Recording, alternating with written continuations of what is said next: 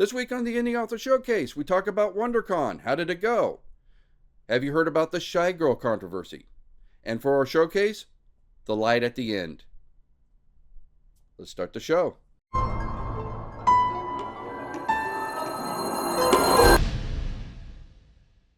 Welcome to the Indie Author Showcase, the podcast by indie authors for indie authors.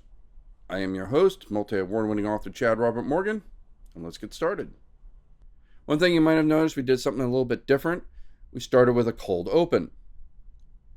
Why did I do this? Because there's another YouTuber that I watch, Bob Chapman. He started adding cold opens to his shows, and he said, why am I doing it? Because the algorithm likes it. So, will this help get me views? No idea, but we'll give it a shot. Let me know, do you like the cold open? We can keep doing it. I'll keep doing it until I hear otherwise. But let me know what you think. So let's start by talking about Wondercon. Now, there was no podcast last week because we were at Wondercon. I did actually try something. I had a live stream with Cynthia Diamond all set up. We actually went through the whole interview. It was a great interview. And it didn't work. Like, nothing went out of the computer. So I need to go through my steps. I think I know the button I didn't click. I had everything set up with OBS, was linked to YouTube, but I think YouTube never broadcast the live stream. I think that was my error. So we're going to try to get Cynthia Diamond back. She's totally game. She understood it was an experiment. She was very cool about the whole thing. So we will definitely get her back to get that interview started. It was really a cool interview. I'm sorry none of you all got to see it. But we'll redo it. Hopefully next week. I'm hoping. So we'll get that worked out. WonderCon itself was kind of slow. Now, I don't blame the event organizers for this. I blame the state of the economy. I mean, here in California, while we were at WonderCon, gas was hitting $6 a gallon. Gas is always more expensive here in California than it is anywhere else. I remember driving to Miami for the Miami Book Fair and going through Louisiana and Arkansas and just seeing gas prices that were just like from 20 years ago and taking pictures like, honey, look at how cheap the gas is out here. This is amazing. We're always screwed with gas prices here in California. Partly because I think there's like a 61 cent per gallon gas tax. And we also have higher emission standards, so the oil companies go, well, that means we have to make special blends, and that costs more money. And even though we have refineries here in California. In fact, California is the third largest oil-producing state in the nation. It goes, I believe it's Texas, Alaska, then us, right? So California is producing more oil than most of the country, and yet we're really screwed on gas prices. With that said, sorry, I'm getting kind of on a rant on this thing, but just to let you know, because people out of state don't get this, really. I mean, when you're in Texas and you're like $4 a gallon. Rumor had it there was a gas station in LA that was up to $9. Where I'm at here in Orange County, it was easily passing $6 a gallon. If you're lucky, you found it just under $6 a gallon. You got it at like $5.60 or something like that. So yeah, it was expensive. And on top of, inflation creeping back up, on top of food prices being more, because again, when you don't have gas, everything becomes more expensive. Because you can't transport anything, right? The farmer doesn't have gas for his tractor, or that becomes more expensive, so he has to charge more. The gas to haul the crop to the store becomes more expensive. I mean, it snowballs. So everything becomes more expensive. And that's just the economy we're at today. So as a convention, WonderCon was struggling, and I am blaming the current state of the economy on it. I know I'm not blaming the event organizers. But I was checking my receipts, and I made about half of what I did last year. And on top of that, they're increasing the fees for the table fees. I believe I've already signed up for next year. I haven't paid for it yet, so I can bow out if I change my mind. But it was 400. I believe last year it was 350. Right? Creep IE has increased their prices as well. So I mean, everything is getting more expensive. So I I did talk to a lot of indie authors. Um, Being slow, I got to talk to more authors than I usually do. And half of these people I've already talked to before and showcased on the podcast. That's what's great about WonderCon is because there's this huge small press area. Until recently, I thought that was the place. LA Comic Con, I found out, was even bigger for indie authors. So I'm excited for that. But WonderCon has always been a great place for indie authors to get out there and meet the public. And there's a lot of people that are like, I don't know if I'm going to do it next year. Right? I mean, even if they made their table fees, they're still spending a weekend basically breaking even. And that's not even breaking even, because if you think about, you're selling $300 worth of books, or say $400 worth of books to pay for the table, you're actually $200 in the hole, because you paid for the table, but you used up $200 worth of books, depending on how you price it, how you price your book. It could be $150 worth of books. I don't know, whatever your price point is. But generally speaking, whatever it costs me, I double it, right? My paperbacks, for example, cost me roughly $5 per book to get it to me. Each book is a little different, but I just sort of rounded up to 5. This one might be 510. This one might be 480. Whatever. I just round it to 5. Make the math easy, and then I just double it and sell it at 10. Some people would triple it, sell it for 15. Again, I'm not sure which is the better strategy. I like to keep my price as low as possible because my goal is to get my book out there, to make customers, to have happy fans, build up a fan base, and when I do the conventions, my goal is to break even so I can do it next year, right? I'm not really looking to make a profit. I have a day job that pays pretty well, and I'm driving Uber on the side to compensate for the pretty well part. But point is if I had to do it for the money, I'd really be hurting. But that's not really my goal, right? My goal is to break even, so I can keep doing this perpetually, right? As long as WonderCon breaks even, I can take that money and do it again next year, and just keep going and going and going as long as I'm breaking even. That's all I want to do. But yeah, it was really slow. Again, I'm not blaming the event organizers. I'm blaming the economy. So I'm a little bit nervous about Monsterpalooza coming up because that's way more expensive than WonderCon. But Monsterpalooza has proven so far to be recession-proof. Last year, we did very well at Monsterpalooza and Son of Monsterpalooza, and the economy was already kind of putting a squeeze on people, right? That's when all the tariffs were coming out and everything like that, and everything was becoming more expensive. So, but I talked to the show organizer, and they said, yeah, we are seeing not a drop in ticket sales, but a shift. People were buying less 3-day passes and 2-day passes, and we're buying more single-day passes. So, from a vendor standpoint, I was seeing the crowds, and I was very happy. But the event organizers did say, yeah, we are seeing a drop in sales. Or maybe not a drop, but a shift from more expensive premium tickets to cheaper tickets. But WonderCon Monsterpalooza does also have that whole new area where it's just all tables, so a lot of people can get in there at a less expensive price.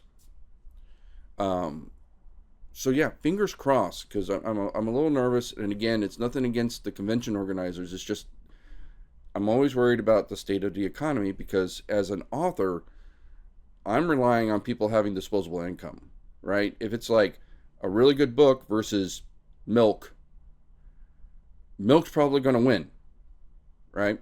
We, as an author, we need people to have a little bit of, I mean, and books aren't expensive, right? I mean, my paperbacks are $10 a piece. They're not that expensive, but $10 is a couple gallons of gas these days. It's not even 2 gallons of gas. So, people have priorities. I understand that. So yeah, the economy is hurting us as indie authors. At least it definitely was at WonderCon. Let me put it that way. So, yep.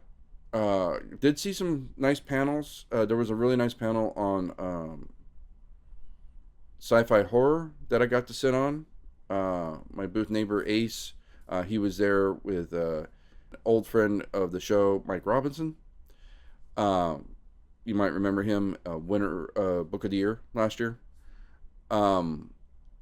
He had a friend that was on the panel, and so I went with him. There was another panel about spicy reads that I wanted to send in, but the other panel went long, and then I couldn't find the other panel, so I missed it. I'm really sorry I missed that one. I wanted to see that one as well. But the horror sci-fi one was a little bit more up my alley anyway, so did want to try to hit both. But there were some really cool panels out there, like how to build your own droid, 3D printing for cosplay. I mean, there were some really cool panels there, and some that were, as an author, spoke to me on a professional level. So again, WonderCon, I think is great. It's a fantastic place for indie authors, but like everything else, things are getting more expensive, and it's getting harder and harder to get the crowds in. So we'll see how that trend continues in the future as we move on to WonderCon, and then after that, Creep IE Aftermath. I did have another topic planned for today, but I kind of fell into this whole story about Shy Girl. Now, if you don't know what this is, an independent author, Mia Ballard, wrote this book, Shy Girl. This is about a girl that is desperate for money. She basically hooks up with a sugar daddy, and sugar daddy starts to basically gets off treating her like a dog. And over the course of the book, I guess she starts becoming a dog, either metaphysically or in her head, or maybe even actually physically. It's a little vague. I think it's supposed to be vague on purpose. I think it's up to reader interpretation, from what I understand. I have not read the book myself, but just based on what I'm reading. So what happened was this book got a lot of traction. A lot of people were into this book. So it got picked up by Hachette Publishing. So this woman was starting to live the dream here. She was an indie author that sold a book online, just like the rest of us indie authors are, and traditional press noticed it, picked it up, was already selling it in the UK, and was going to sell it here in America when the controversy hit. Apparently, there was a New York Times article where it was slammed as being AI generated. They ran it through an AI detection algorithm that came out and said it was 75% AI generated. And so the book was pulled. One of the first persons to call this out was, I believe it was YouTuber Frankie Shelf, who basically raked the thing over the coals. God, I hope he never reads one of my books if that's what he does to an author. Jesus. Raked it over the coals and accused it of being AI slop. You had the reporter on, I believe it was New York Post, said that they ran it through software that they trusted. It came out that it was AI slop. So she responded, I believe, to Frankie's Shelf saying it was my editor's fault. And I'll get to that in a minute. She said, I didn't use AI. I was struggling to get this thing done. I was working on a busted laptop. I was doing what I can with what I had. A friend said they would edit it, and it came back really different. Okay. On top of that, we have another YouTuber, the Drew Dossier, who's actually done a really drilled down on the story and has shown that the reporting that was done was maybe not really accurate. As a test, she took the same AI detector and handed it a poem she wrote in junior high years before things like ChatGPT existed. And it came back that it was 75% slop. So the story was highlighting that these AI detection softwares was flagging the book when they were prone to give false positives. If you want to know more about this, I would recommend checking out the Drew Dossier. She's done like 2 different stories on this. Alyssa Matesic, I hope I'm getting that right. She covered it on hers as well. And then, of course, there's the original roasting of the book by Frankie Shelf. So definitely check out their pages if you want more detail on the story. I'm just kind of giving a quick overview. The reason I'm bringing this up is, of course, AI is once again becoming an issue with indie authors. Now, I myself have actually did a whole podcast where I discuss what I think is legit uses for AI software. The first thing you cannot do is use it as a ghostwriter. Okay, it cannot write the book for you. Okay, you can have it help you with research, although take it with a grain of salt, because AI engines will hallucinate about a quarter of the time. I actually saw an interesting paper about this. It was like, why do they hallucinate? And I think they got it down to about a third of the time. Maybe 20, 30, 25, sorry, not a third, like maybe about 20% of the time, or maybe even 18, but they're still hallucinating like 1 out of 5 times. And the reason why is because the learning language model is rewarded for coming up with an answer that sounds like it's English. In other words, if you ask it, what is the capital of California? And it came out with an answer, bleep, blorp, Sacramento, that gets a lower score than the capital of California is Houston, right? One sounds like English, the other sounds like gobbledygook. But the one that sounded like gobbledygook actually had the right answer. So one of the things the paper was suggesting is that these learning language models need to have 2 scores. One for sounding like you're talking in a real human language, and the other for actually having the right answer. But according to the paper, that's why they hallucinate. They're not rewarded for the right answer as much as they're rewarding for giving an answer that sounds like the right answer. In other words, just the ability to talk in normal human language is more important than actually delivering accuracy. So if you use it for research, take that with a grain of salt. It's very, 1 out of 5 times it's going to be wrong. It's just going to make shit up, okay? You can use it as an editor. Now, again, this gal said that she used a friend to edit it, and it came back completely different. That, to me, is not editing. That's a ghostwriter at that point. When I hand my stuff to a real editor, right, and I use AI, I use Grammarly as a first pass. Now I am running my stuff through things like ChatGPT. But then I hand it to a real person because I don't trust AI. I did that in my very first book, right? When I did The Last Rite, I'm like, oh, I'll just run it through Grammarly. It'll be all nice and clean, and I'll be correct. And it was still loaded with errors, right? I learned the hard way. I cannot trust the computer to do something that is intrinsically a human job. And AI is way, way better than Grammarly, right? But I still find it hallucinating. I've loaded my work up to Claude and say, tell me what you think about it. How's everything? And it's like, oh, you got this thing that you didn't do. And I'm like, no, I did that in chapter 13. Oh my goodness, you're right. I was wrong. It's like, you shouldn't be wrong. That's why I'm using you. Right?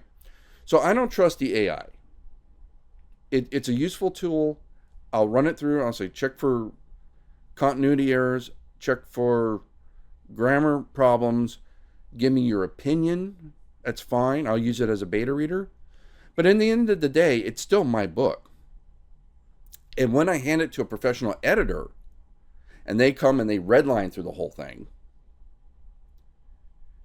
which after going through AI and Grammarly and everything like that, and it's still being redlined, again, tells you how unreliable these things are as a final product, right?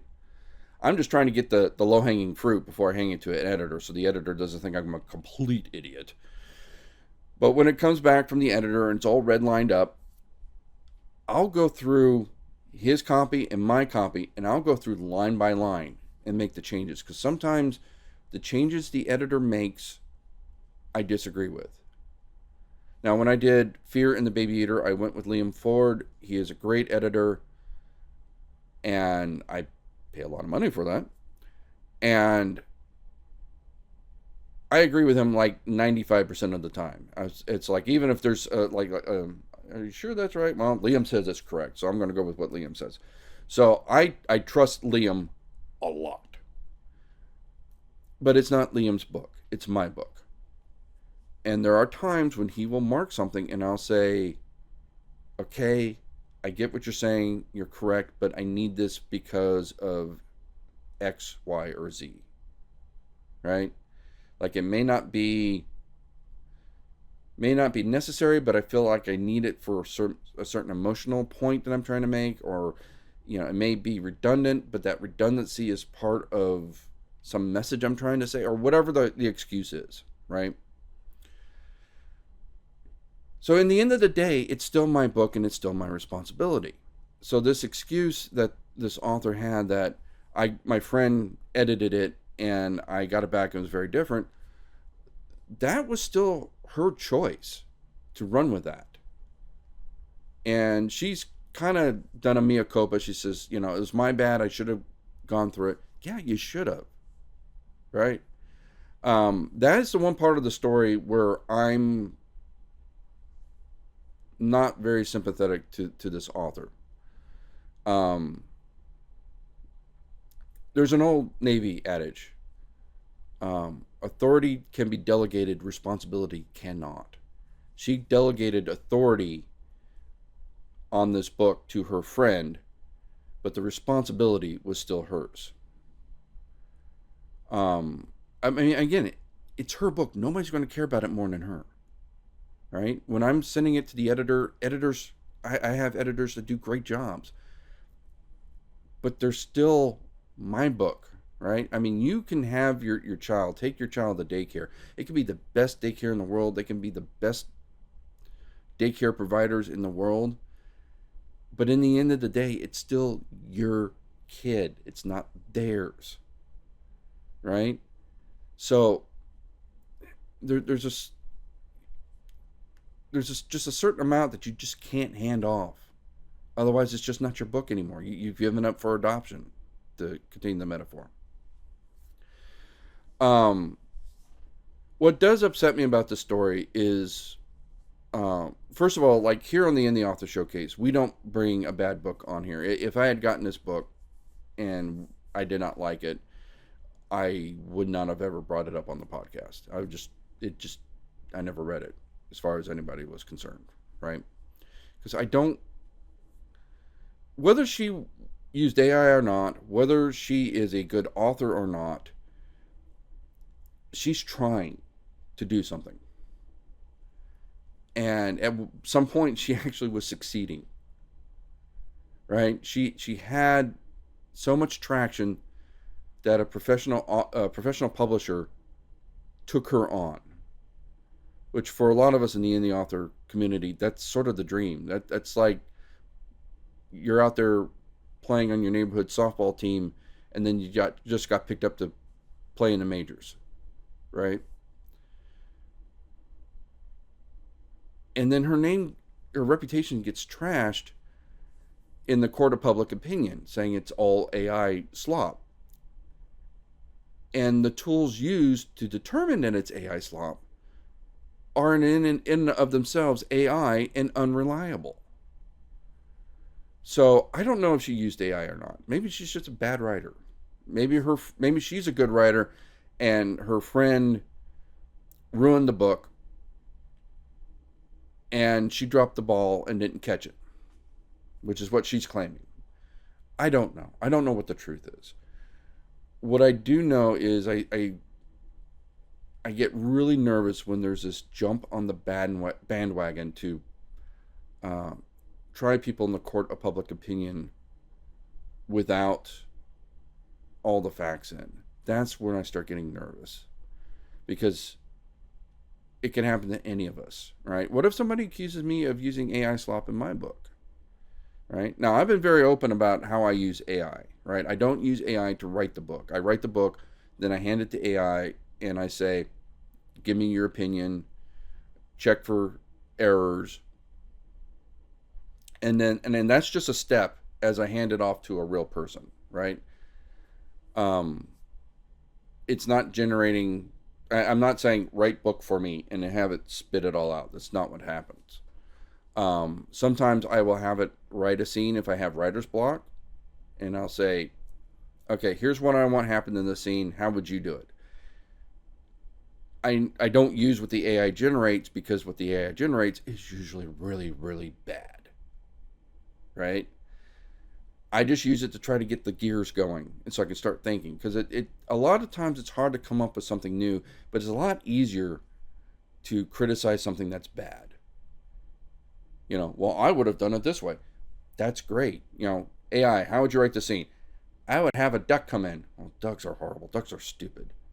You know what would be better than a duck? Ooh, I got an idea now. And I start writing, right? That to me is what it's useful for. And I know some authors that use AI more heavily, and I get a little concerned.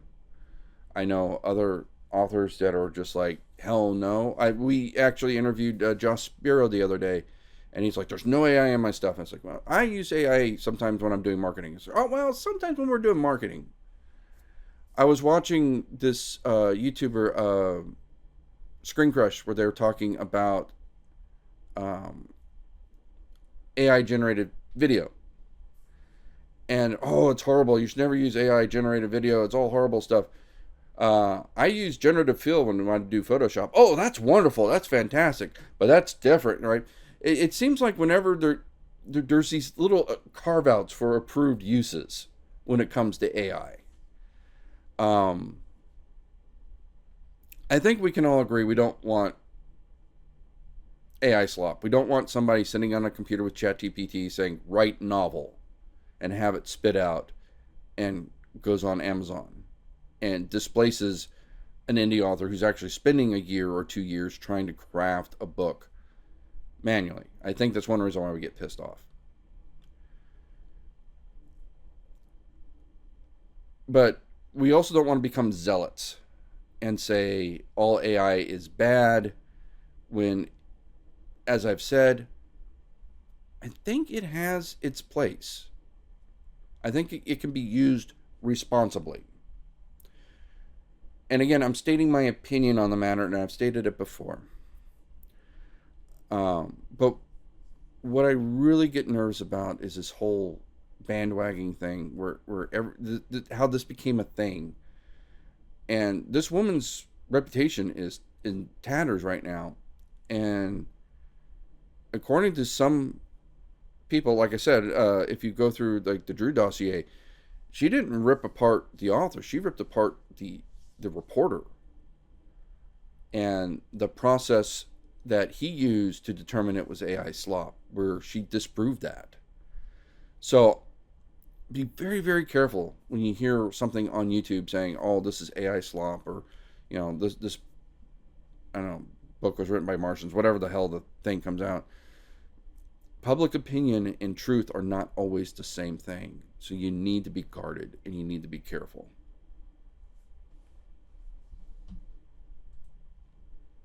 Because next time it could be you. So let's get on to this week's showcase. We have The Light at the End by Craig Spector and John Skip.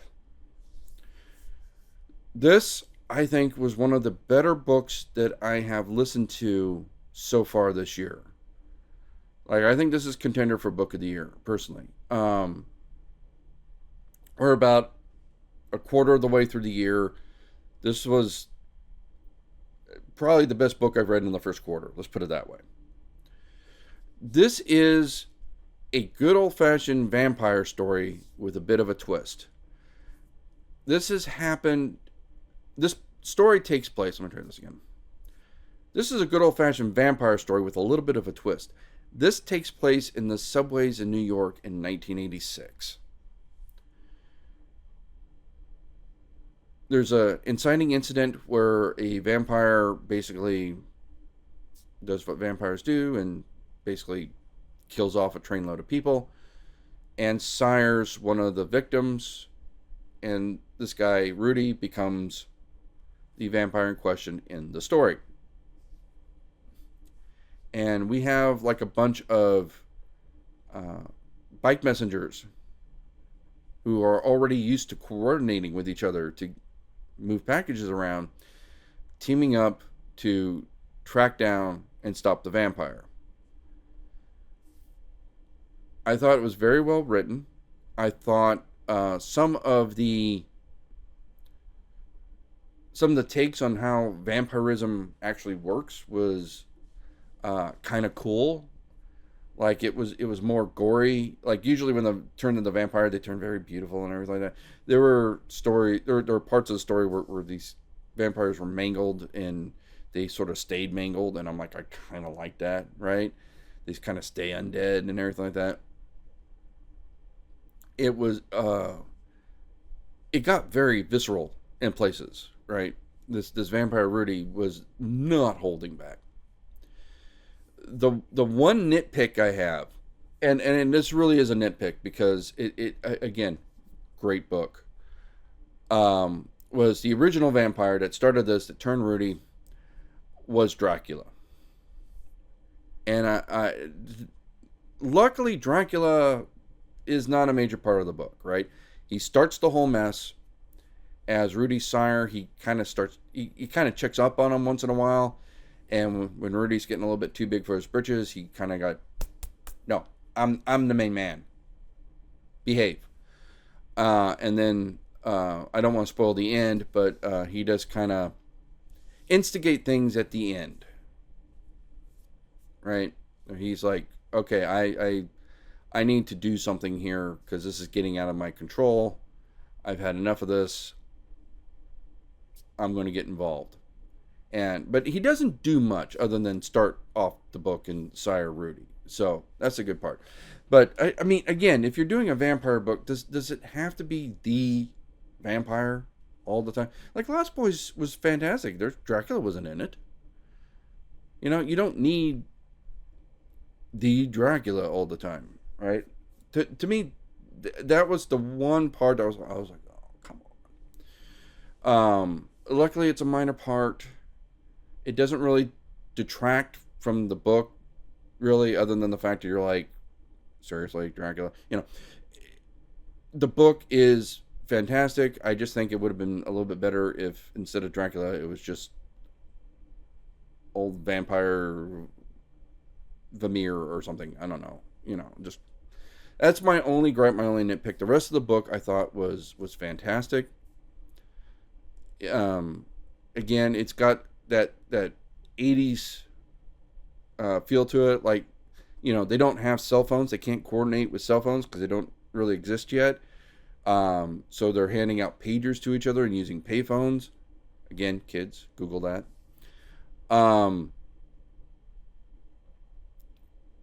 So, I mean, yeah, it really kind of took me back to that age.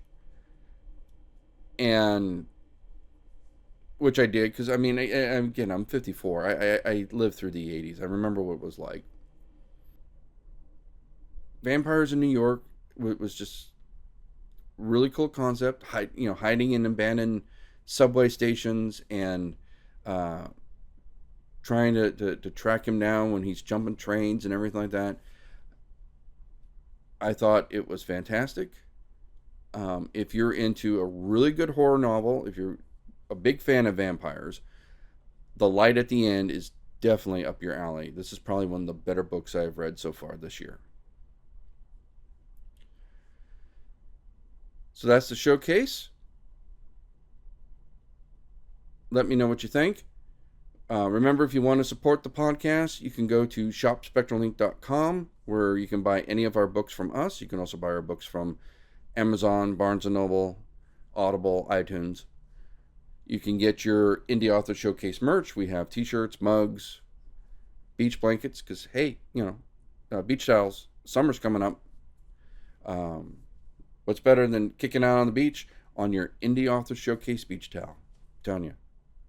You're in for it. And remember, when you buy anything on our website, the shipping is already free. It's calculated already in the price. So no shipping costs. What you pay for is what you pay for. We also have our Patreon, patreon.podbean.com/Indie Author Showcase. If you want to be a patron of the show and help us maintain the show. And if you want to meet me in person, my next convention is going to be Monsterpalooza in May, where you can meet me. And if you already have a copy of my book, bring it in. I'll autograph it. Otherwise, you can buy one for me there at the booth, and I am more than happy to autograph it for you. Now, remember, if you're seeing a clip of this on, say, Instagram, YouTube, TikTok, that's a clip of the bigger podcast, right? If you're seeing a clip of me on social media, go to the Indie Author Showcase. You can find us on Spotify, Podbean, YouTube, or pretty much look for us wherever you get your podcasts. So I will see you all then. And remember to like and subscribe, so that way you can find us again when we come back next week. And until then, keep on reading.